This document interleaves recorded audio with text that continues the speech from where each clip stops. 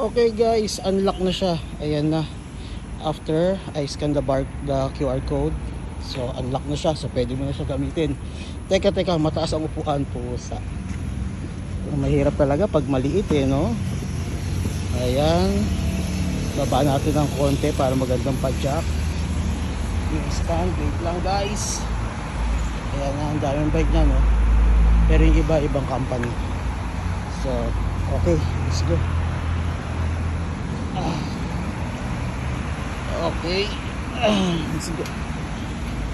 Hey guys, may problema tayo guys. Sira pala upuan nito.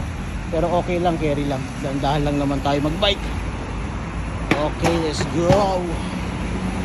Let's go. Ayan.